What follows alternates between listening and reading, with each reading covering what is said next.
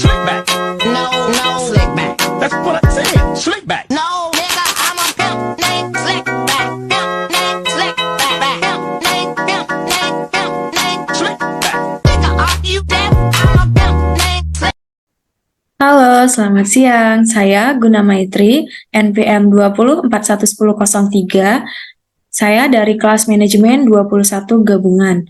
Di sini saya akan menjelaskan tentang analisis SWOT dan rantai nilai strategi manajemen.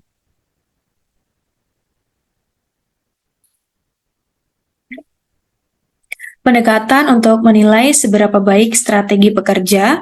Ada dua pendekatan penilaian yang diambil. Yang pertama, pendekatan penilaian kualitatif dan pendekatan penilaian kuantitatif. Pendekatan penilaian kualitatif ialah penilaian yang meliputi semua pangkalan, konsistensi secara internal, masuk akal, tepat waktu, dan yang sesuai dengan pasar. Sedangkan untuk penilaian kuantitatif ialah apabila perusahaan telah mencapai tujuan keuangan dan strateginya. Lalu, apakah perusahaan mempunyai kinerja di atas rata-rata industri? Analisis SWOT. SWOT adalah singkatan dari keempat yang dianalisis dalam teknik ini ialah strength, weakness, opportunities, dan threats.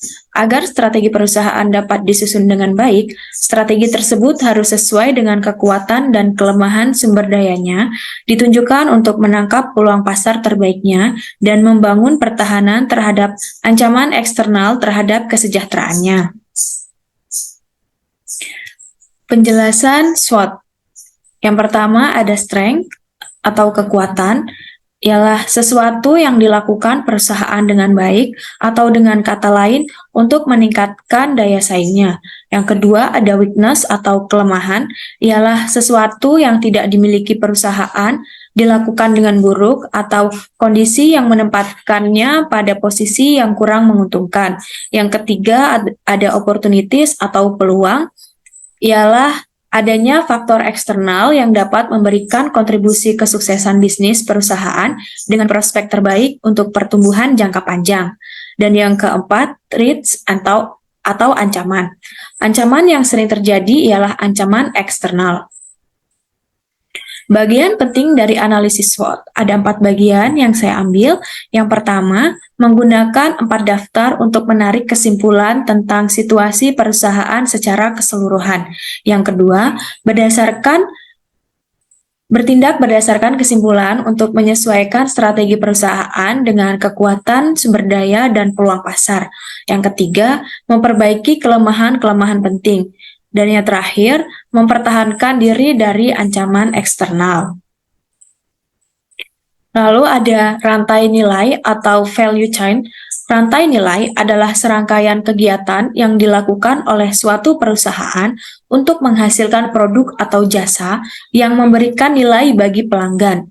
Konsep rantai nilai dalam perusahaan terdiri dari semua aktivitas yang dilakukan dalam merancang, memproduksi, memasarkan, memberikan, dan mendukung proses produksi atau layanannya. Semua aktivitas yang dilakukan perusahaan secara internal ini dibangun untuk membentuk rantai nilai. Tujuan utama aktivitas perusahaan adalah melakukan hal-hal yang pada akhirnya dapat menciptakan nilai bagi pembeli. Ada dua jenis rantai nilai. Yang pertama, aktivitas utama, ialah di mana sebagian besar nilai bagi pelanggan diciptakan. Yang kedua, kegiatan pendukung yang memfasilitasi kinerja kegiatan utama. Karakteristik analisis rantai nilai, ada 4 yang saya ambil. Yang pertama, biaya gabungan dari semua aktivitas dalam rantai nilai perusahaan menentukan struktur biaya internal perusahaan. Yang kedua, membandingkan aktivitas biaya perusahaan berdasarkan aktivitas terhadap biaya pesaing utama. Yang ketiga, dari pembelian bahan baku hingga harga yang dibayarkan oleh pelanggan akhir. Dan yang terakhir, menunjukkan aktivitas internal mana yang merupakan sumber keuntungan atau kerugian biaya. Sistem rantai nilai. Sistem rantai nilai ini menilai daya saing perusahaan yang melibatkan perbandingan biaya di sepanjang rantai.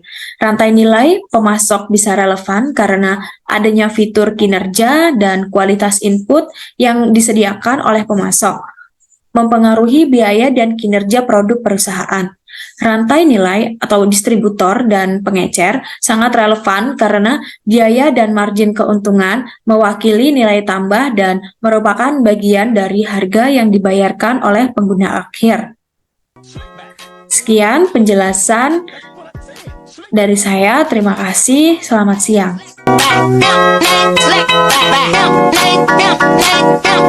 Slick back.